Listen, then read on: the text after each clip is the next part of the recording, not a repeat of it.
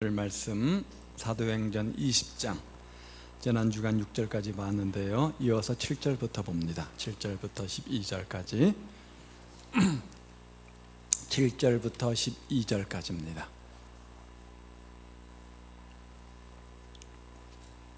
한 절씩 교독하도록 하죠. 그 주간의 첫날에 우리가 떡을 떼려 하여 모였더니 바울이 이튿날 떠나고자 하여 그들에게 강론할세 말을 밤중까지 계속하매 유두고라 하는 청년이 창에 걸터 앉아 있다가 깊이 졸더니 바울이 강론하기를 더 오래 하매 졸음을 이기지 못하여 3층에서 떨어지거늘 일으켜 보니 죽었는지라.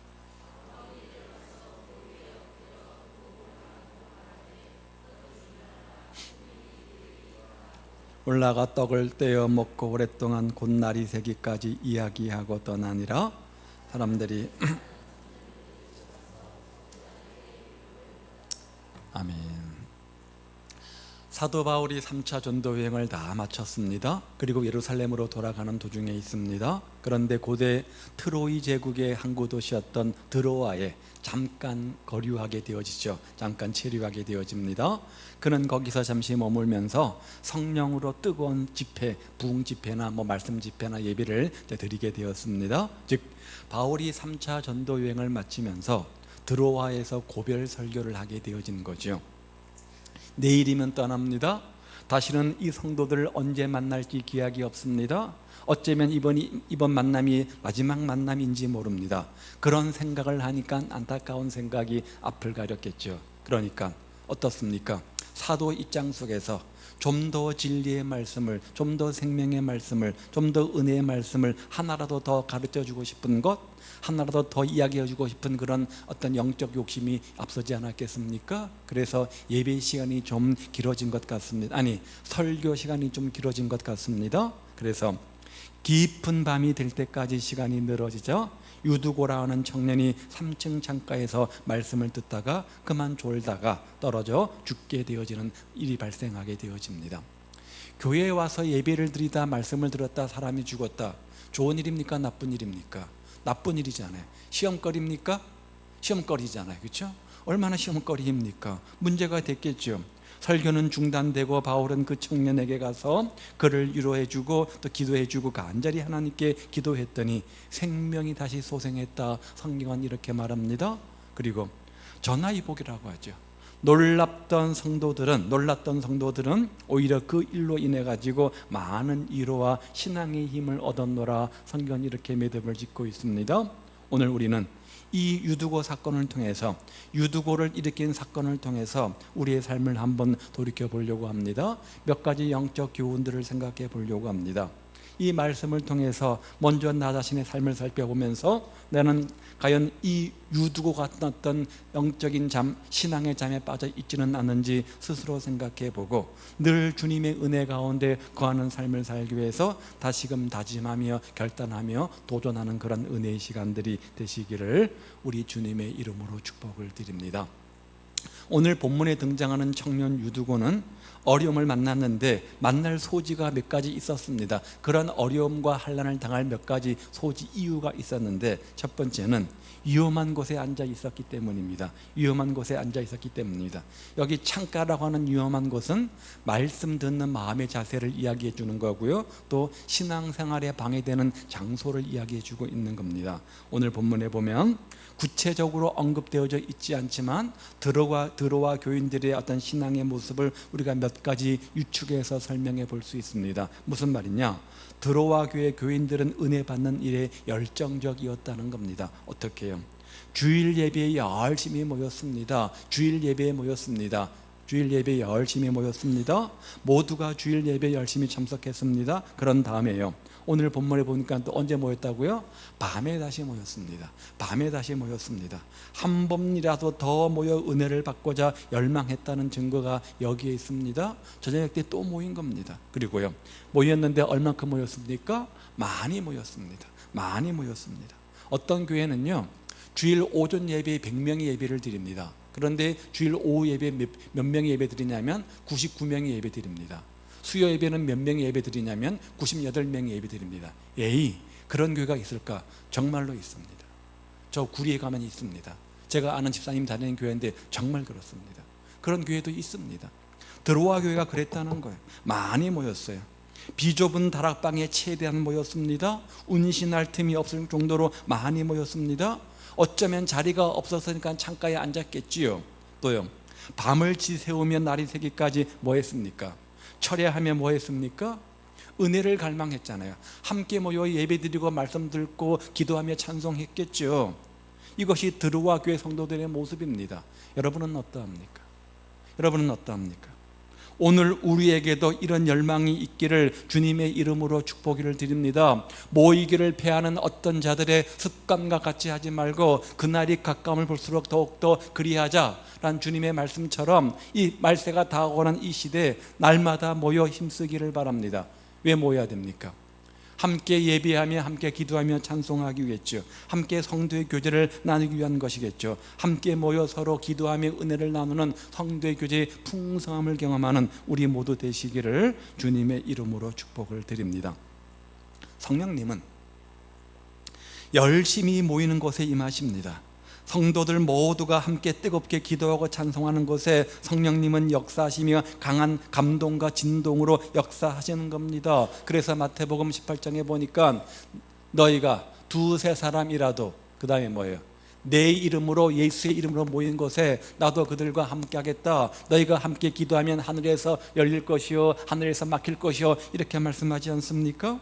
시편에 보면 주님은 은혜를 사모하는 자를 만족케 하시며 좋은 것을 주신다, 이렇게 되어져 있습니다. 무슨 말이냐? 우리가 은혜를 사모하면 사모할수록 하나님은 그 은혜의 크기만큼, 사모의 크기만큼 우리에게 은혜를 주신다는 거예요. 따라서 은혜라고 하는 것은 사모하고 갈망하는 만큼 받는 겁니다. 은혜의 크기가 사모의 크기입니다. 은혜를 사모하면 사모할수록 그 크기가 점점 크면 클수록 하나님의 응답의 크기는 점점점 커지는 겁니다. 은혜의 자리에 와 있게만 해도 항상 함께 성령을 받게 되어져 있습니다. 반대로 시험 드는 사람들의 근본 원인 중 하나는 뭐냐? 은혜를 못 받아서 그런 겁니다. 은혜를 못 받으면 마음이 어떻게 됩니까? 강팍해집니다. 마음이 다치게 되어집니다. 매사에 어떻게 될까요? 부정적이 됩니다. 비판적이 됩니다. 분석적이 됩니다. 은혜를 받지 못하면 그렇게 점점 마음이 강팍해지니까 점점 스스로 떨어지게 되어져 있습니다. 오늘 본문에 등장하는 한 청년 유두고란 사람을 보십시오. 자, 구절은 자세히 이야기하고 있는데요, 다시 한번 보죠. 유두고라 하는 청년이 창에 걸터 앉았다가, 자, 무엇보다도 자리를 잘못 잡았습니다. 어디에 앉았다고요? 창가의 창문에 걸터 앉았다. 이 말이 의미하는 게 뭘까? 은혜를 열망하지 않고 그냥 관망하는 태도로 앉았다는 겁니다. 창에 걸터 앉았다고 하는 것은 뭐냐면 말씀을 듣는 그 청년의 마음의 자세를 상징적으로 보여주는 거죠. 은혜 받는 방법 중 하나는 뭐냐면 자리가 중요합니다. 마음도 중요하지만 자리도 중요합니다. 뒷자리가 좋아요, 앞자리가 좋아요?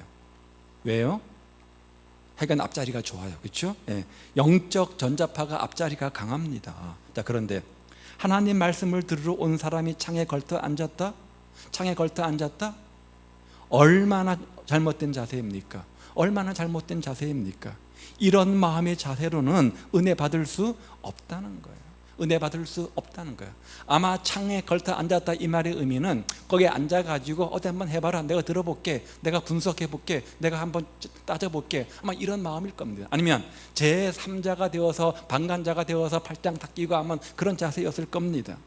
이런 마음의 자세로 은혜를 받을 수 없다는 겁니다. 은혜의 자리에서 은혜를 못 받으면 졸게 되어져 있습니다. 따라서 하나님 말씀을 듣는 사람은 자세부터 바로 가져야 됩니다. 그래야 마음이 가다듬어져서 은혜를 받을 수 있는 것 아니겠습니까?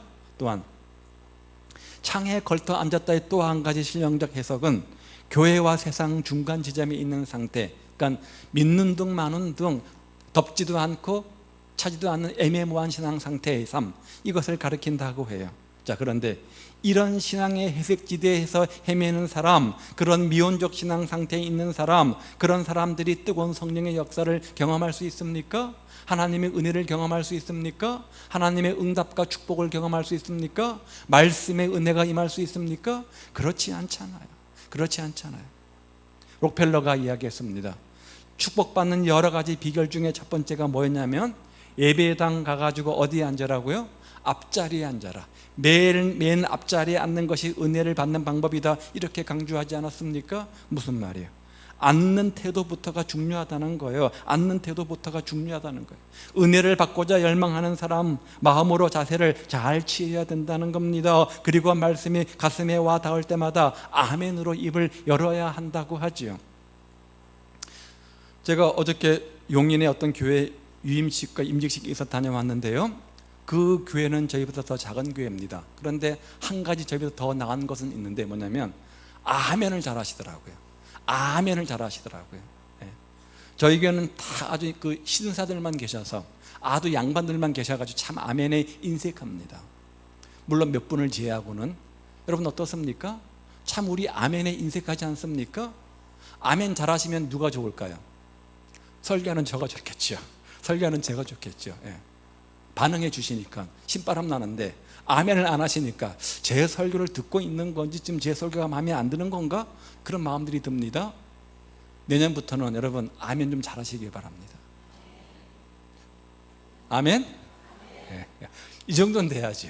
이 정도는 돼야죠. 예. 입을 여는 만큼 은혜를 주시는 겁니다. 입을 여는 것만큼 은혜를 주시는 겁니다. 아멘의 크기만큼 하나님께서는 은혜를 베풀어 주시는 겁니다. 사랑하는 여러분, 우리 모두 은혜를 열망하는 뜨거운 가슴으로 한 해를 잘 마무리하시고, 이제 한 달 지나면 새로운 한 해가 오는데, 그렇게 새로운 한 해를 맞으시기를 바랍니다. 하나님의 능력을 놀랍게 체험하게 되어질 겁니다. 자, 우리가 성경을 살펴보면, 성경을 자세히 살펴보면 예배의 핵심, 부흥의 핵심은 뭐냐면 말씀 강론에 있었습니다. 말씀 강론에 있었습니다. 예수의 이름으로 모이는 어떤 예배, 어떤 집회, 어떤 부흥회, 무엇이든 간에 그 중심은 말씀 강론이었습니다. 자, 교양 강좌가 아닙니다. 재미있는 좋은 덕담되는 얘기를 듣는 시간이 아닙니다. 재미있는 코미디언 초청 프로그램이 아닙니다. 순수한 말씀 강해의 부흥회 집회였습니다. 그래서 영국의 훌륭한 목회자였던 마틴 로이드 존스 목사님은 이렇게 이야기를 했죠. 교회사에 있어서 쇠퇴기가 언제냐? 언제나 말씀의 선포가 약화되었던 시기이다. 말씀의 선포가, 복음의 선포가 약화되었던 시기가 바로 교회의 역사에서 가장 교회 쇠퇴기였다는 거죠. 오늘날 현대교회가, 특별히 한국교회가 정말 귀담아 들어야 될 경고라고 생각이 듭니다. 옛날 구약시대의 부흥회는 아주 단순했습니다. 간단했습니다. 율법책을 낭독했을 뿐입니다. 어떤 사람이 나와서 율법책을 낭독하면 누군가가 그 율법책의 내용들을 해석해 줍니다. 이게 부흥회였잖아요. 이게 말씀 집회였잖아요. 이게 사경이었습니다. 구약의 요시야 왕 때도 그러했고요, 히스기야 왕 때도 그랬습니다. 그들의 민족 부흥의 특성이 뭐였습니까? 바로 그거였습니다. 또 에스라의 말씀 집회는 어떠했습니까? 에스라 선지자의 부흥회도 마찬가지였습니다. 큰 나무 강대상을 만들어 놓고 연일연야 모여서 뭐 했습니까? 율법책을 낭독했습니다. 율법을 읽은 거죠. 성경 말씀을 읽은 겁니다. 새벽부터 아침 늦게까지, 밤 늦게까지 함께 모여서 말씀을 읽습니다. 그리고 읽은 말씀들을 하나하나 해석해 줍니다. 그야말로 바이블 컨퍼런스였습니다. 그래서 우리 한국 교회에서도 옛날에는 이 부흥 집회를 뭐라고 불렀냐? 부흥 사경회라고 불렀어요. 부흥 사경회 이렇게 불렀어요. 무슨 말이냐? 말씀을 읽습니다. 말씀을 한 절 한 절 읽습니다. 그리고 읽은 다음 한 절 한 절, 한 단어 한 단어의 영적 의미가 무엇인지를 해석해 주는 것, 그것을 가리켜서 부흥회, 말씀 사경회 이렇게 불렀던 겁니다. 우리 한국교회의 부흥회 중심에, 말씀 사경회 중심에 뭐가 있었냐? 말씀 중심의 부흥회가 있었던 거예요. 그랬더니 거기에 성령님께서 강한 역사로 나타나셨던 겁니다. 지금은 많이 변질되었지만 원래 한국교회의 부흥회는 부흥 말씀 사경회였습니다. 그럴 때 성령의 강한 역사가 임하는 거고, 성령의 치유와 회복의 은혜가 임하는 거고, 성령님은 말씀과 함께 역사하시기 때문에 성령께서 그 순간 은혜로 임하셔서 역사해 주시는 겁니다. 자, 우리가 사도행전을 살피고 있습니다. 사도행전을 쭉 살피보고 있는데요, 빌립 집사의 사마리아의 부흥회는 어떠했습니까? 스데반 집사님의 광야에서의 설교는 어떠했습니까? 예루살렘 광장 부흥회에서 철저한 말씀 중심의 사경회 아니었습니까? 사도 바울의 부흥회는 어떻습니까? 베드로의 말씀 집회는 어떠했습니까? 모두가 예수님의 십자가와 부활을 중심으로 하던 말씀 스토리 아니었습니까? 자, 그것이 전부였습니다. 구약의 기인한 예수님의 사역들을 가지고 십자가와 부활로 복음을 풀어 설명한 것이 이들의 어떤 설교 내용, 부흥 사경의 내용 아니었습니까? 그랬더니 거기에 어떻게 했어요? 큰 능력이 임하잖아요. 하나님의 역사가 임하잖아요. 하나님의 기적이 임하지 않았습니까? 성령의 감화 감동이 있었습니다. 삶이 변화되었습니다. 회복이 되었습니다. 치유가 되었습니다. 성장이라고 하는 것은요, 숫자가 늘어나는 겁니다. 교회가 성장한다, 그것은 숫자가 늘어나는 것을 의미합니다. 재정이 늘어나는 것을 의미합니다. 그러면 성경에 말하는 부흥은 뭡니까? 뭐예요? 너는 내게로 돌아오라. 말씀의 은혜를 잊고 우리의 심령이 회개하는 마음으로 주 앞에 돌아오는 것, 우리 심령의 회복이 일어나는 것, 이것을 성경은 부흥이라 이렇게 말합니다. 사랑하는 여러분, 주님의 말씀을 들을 때 예레미야 선지처럼 가슴에 불방망이로 뜨겁게 달아오는 은혜의 체험이 있기를 우리 주님의 이름으로 축복을 드립니다.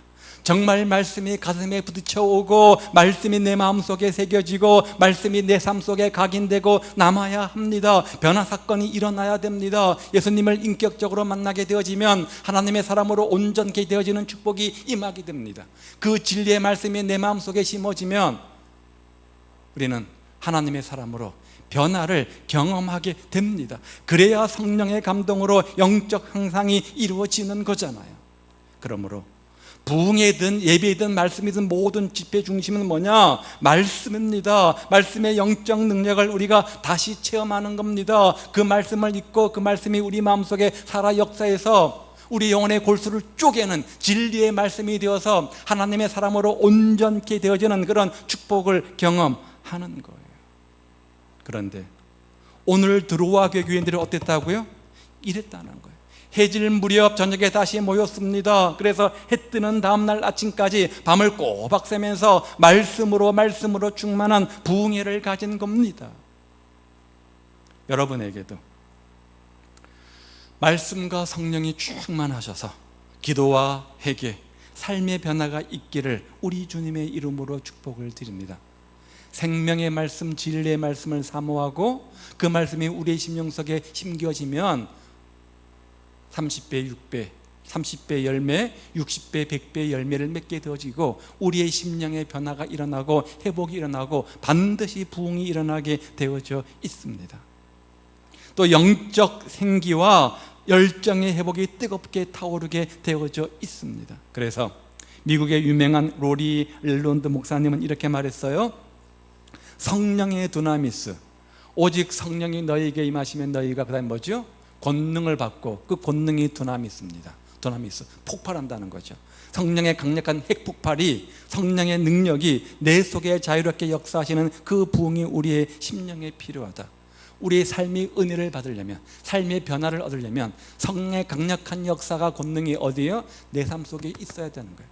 성령 충만, 성령의 강력한 역사가 있을 때 우리가 은혜 받게 되어지고 말씀의 어떤 회복이 일어나게 되어지는 거죠. 따라서 하나님의 말씀을 듣는 사람들은 굉장히 우리가 성령의 충만함을 강조해야 됩니다. 자, 그런데 오늘 본문의 유두고는 어떻게 했다고요? 위험한 창에 걸터 앉았다, 이렇게 말하죠. 다시 한번 9절 말씀을 봅니다.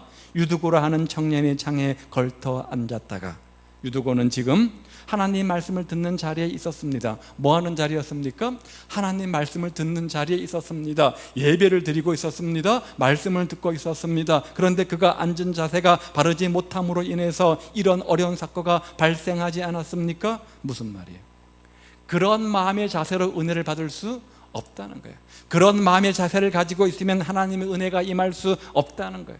아무나 하나님의 은혜가 임하는 것이 아니라는 거예요. 아무에게나 하나님의 축복이 임하는 것이 아니라는 거죠. 은혜는 사모하고 갈망하는 것만큼 받게 되어져 있습니다. 따라서 하나님 말씀을 듣는 사람은 그 자세가 참으로 중요합니다. 왜냐하면 사람의 연설을 듣는 것이 아닙니다. 사람의 자기 주장을 듣는 것이 아닙니다. 하나님의 말씀을 듣는 자리이기 때문에 그렇습니다. 때문에 믿음의 옷깃을 여미고 경건한 자세로 바로 앉아 마음의 눈을 활짝 열고 설교자를 바라보고 귀를 기울이는 그런 자세가 필요하다는 거예요. 사람을 세워서 역사하시는 하나님, 저 분을 통해서 어떤 말씀을 내게 주실 것인지 기대하는 마음을 가지고, 사모하는 마음을 가지고, 열린 마음을 가지고 길을 종긋 세워야 한다는 거죠. 그래서 주님께서 말씀하셨잖아요. 항상 비유로 말씀하시고 항상 진리로 말씀하신 다음에 끝에 뭐라고 말씀하셨어요? 너희는 뭐가 되라고요? 들을 귀 있는 자들이 되라. 들을 귀 있는 자들이 되라, 이렇게 말씀하셨어요. 이 말의 의미가 뭡니까? 하나님이신 예수님께서 복음을 전파하고 진리를 이야기해도 어떤 사람은 들을 귀 있는 자가 되지 못한다는 거예요.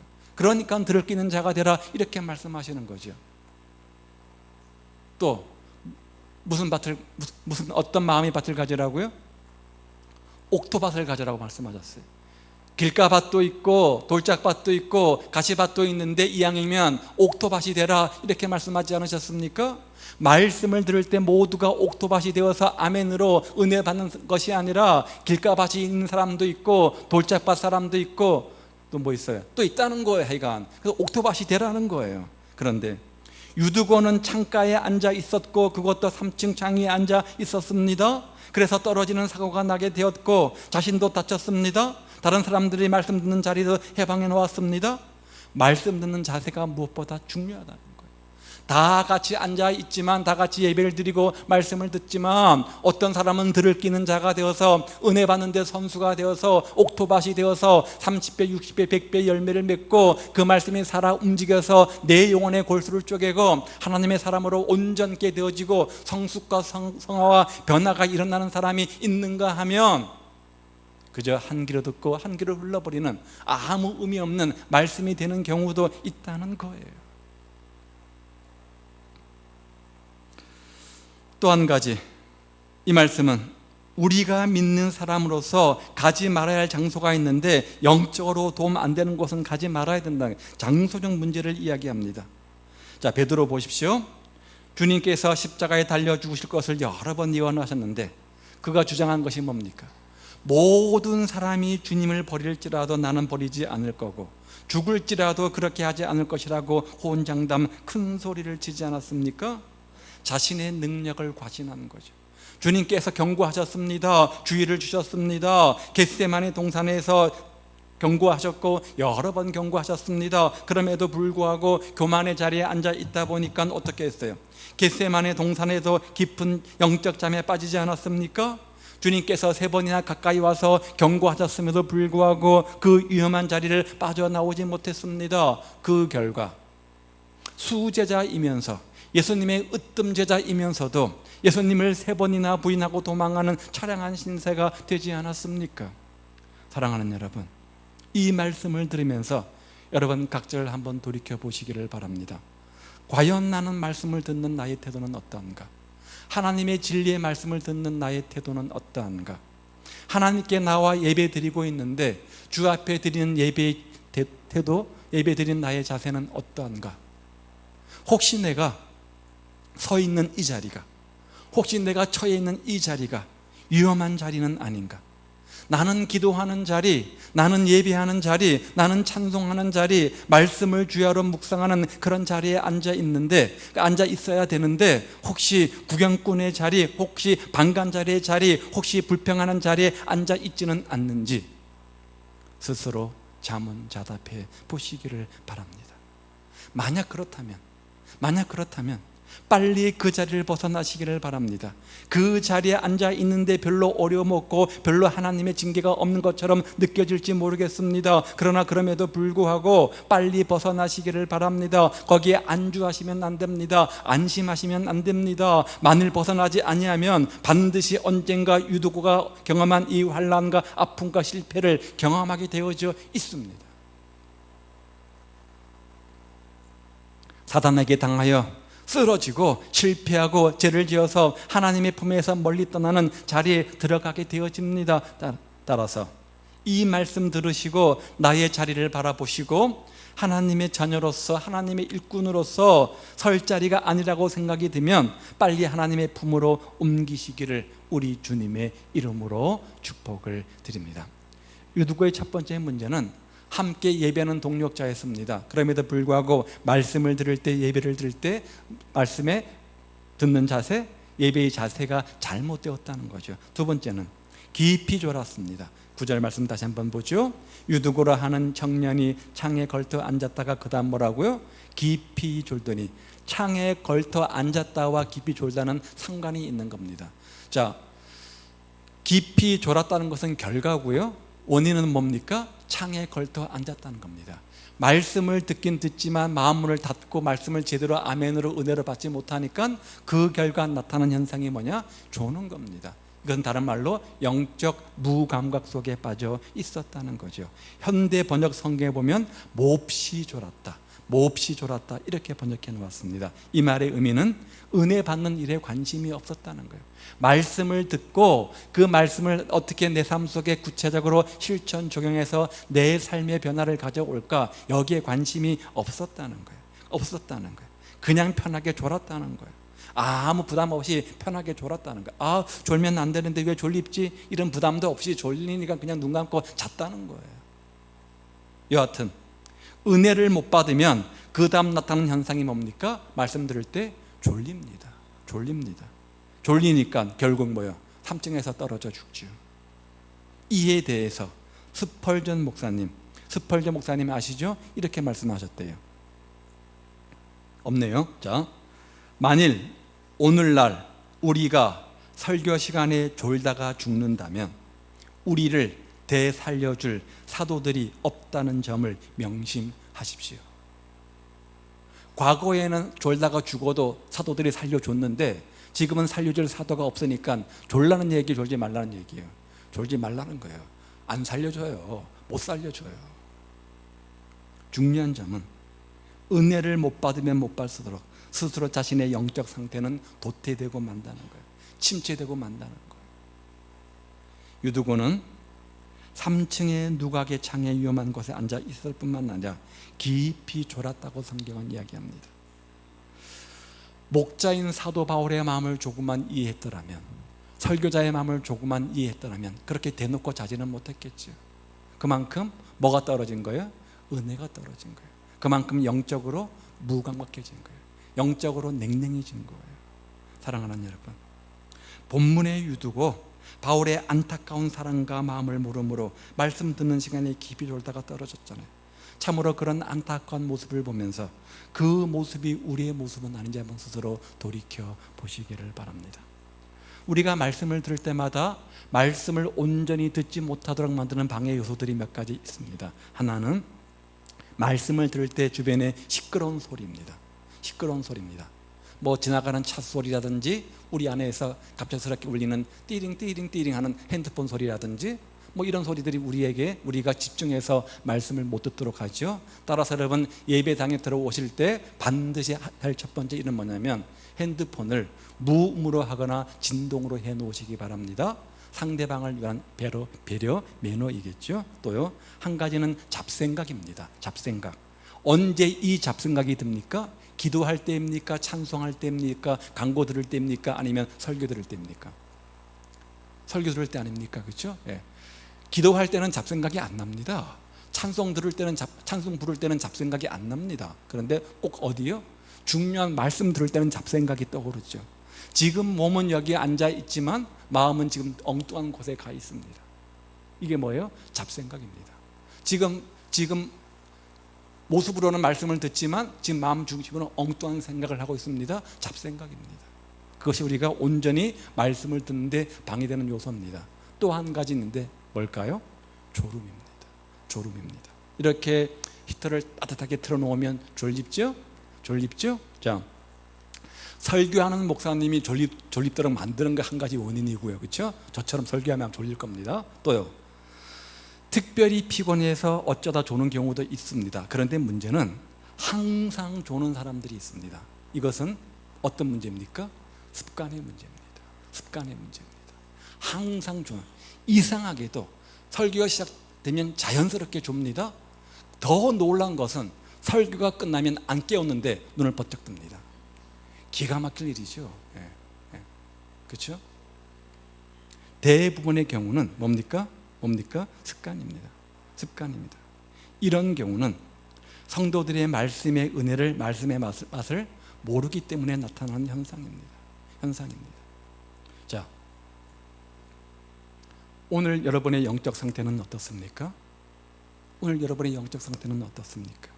영적으로 깊은 잠에 빠져 있지는 않습니까? 지난 1년 동안의 내 신앙 상태를 쭉 비춰보니까 나는 영적 깊은 낭랭의 잠속에 빠져 있었구나, 그런 마음이 들지 않습니까?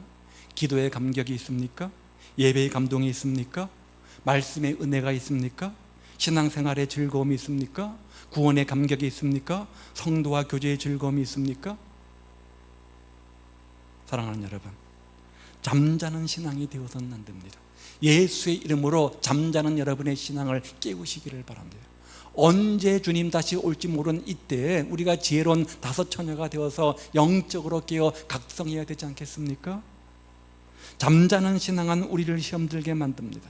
잠자는 신앙은 우리를 낙심하게 만듭니다. 잠자는 신앙은 우리에게 아무것도 할 수 없도록 만듭니다. 그로 인해서 충성도 잠자게 만들고, 봉사도 잠자게 만들고, 기도도 잠자게 만들고, 아무것도 하지 못하게 만들고, 감사도 잃어버리게 만들고, 믿음의 기쁨을 잃어버리게 만듭니다. 그래서 주님의 은혜는 다 잃어버리게 되어지고 현실에 대한 불평과 불만으로 가득 차게 되어집니다. 그래서 성도답게 살지 못하고 사탄의 종 노릇하게 만들고, 믿는 등 마는 등 그렇게 우리가 무기력한 신앙으로 만들지 않습니까? 그래서 사도 바울은 뭐라고 말했어요? 깨어 믿음에 굳게 서라, 깨어 믿음에 굳게 서라, 이렇게 강조했잖아요. 우리 주님은요, 시험에 들지 않도록 깨어 기도하라. 사랑하는 여러분, 잠자는 신앙에서 깨어서 힘차게 충성하고 헌신하는 성도들 다 되시기를 우리 주님의 이름으로 축복을 드립니다. 비록 올해 내 신앙이 깊이 조는 영적 무감각, 영적 잠속에 빠져있는 신앙이었다고 한다면 다시 돌이켜서 내년부터는 우리가 잠자는 신앙을 깨우는, 그래서 신앙에서 깨어서 힘차게 충성하고 헌신하는 축복의 주인공들 다 되시기를 우리 주님의 이름으로 축복을 드립니다.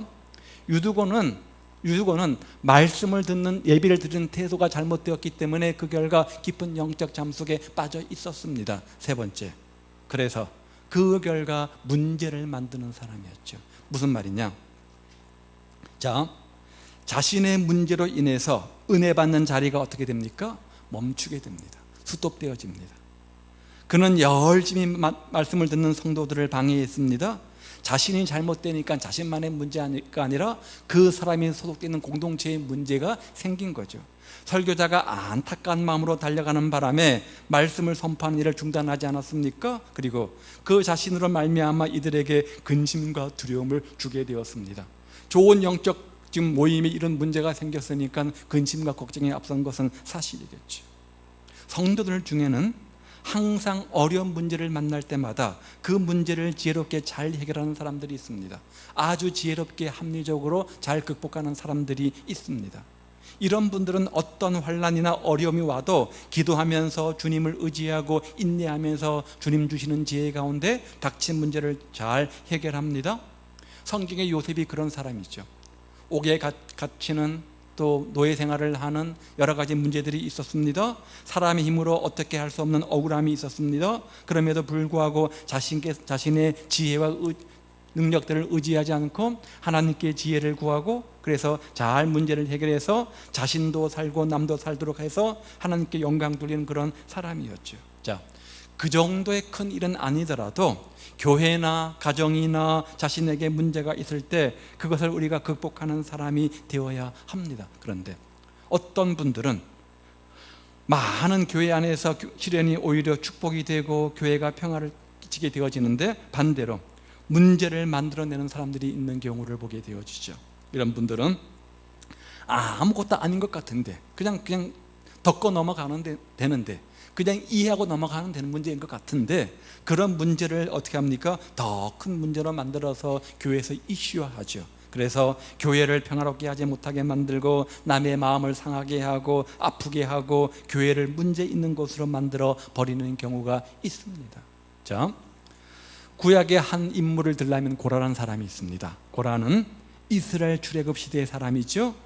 이 사람은 모세와 아론을 도와서 이스라엘을 가나안 땅으로 인도할 제사장의 책임을 가진 사람입니다.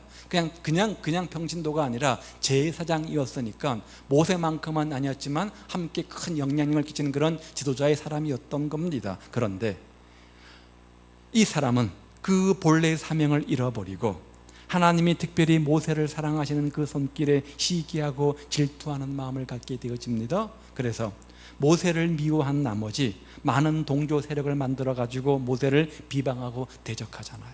그때 모세는 어찌할 길이 없어서 하나님 제단 앞에 나가서 엎드려 하나님의 방법을 찾고 기도하게 되어지죠. 하나님은 고라와 그 일당을 어떻게 해요? 지진으로 죽게 하시고 불이 나와서 불에 살라 죽임을 당하게 하시고 징계를 내려서 문제를 마무리하게 되어집니다. 자, 그렇게 그 문제가 해결이 되었습니다. 봉합이 되었습니다. 갈등과 내분이 다 해결이 되었습니다. 그런데 그러면 끝인가? 아니죠. 뭐가 남아요? 상처가 남습니다. 상처가 남습니다. 쓴뿌리가 남습니다. 봉합이 되었다고 할지라도 해결되었다고 할지라도 원래 없었던 문제가 되는 게 아닙니다. 마음속에 어떤 상처가 남습니다. 쓴뿌리가 남습니다. 반드시 흔적이 있습니다. 그래서 그 일로 말미암아 많은 사람들이 마음이 상하게 되어지고 믿음이 상실되어지고 이스라엘 민족 전체가 오랫동안 어려움을 당하게 됩니다. 따라서 이런 문제를 만드는 유두고의 자리에 들어가지 말도록 우리가 노력을 해야 되고, 반대로 문제를 해결하는 성도가 되도록 우리가 노력을 해야 되는 겁니다. 그런데 말씀의 은혜를 받지 못하니까, 신앙생활의 은혜를 받지 못하니까 영적으로 무기력하고 영적으로 잠자게 되어지고 그 결과 영적 통찰력과 분별력을 잃어버리니까 이처럼 문제를 만드는 사람이 될 수밖에 없는 거예요.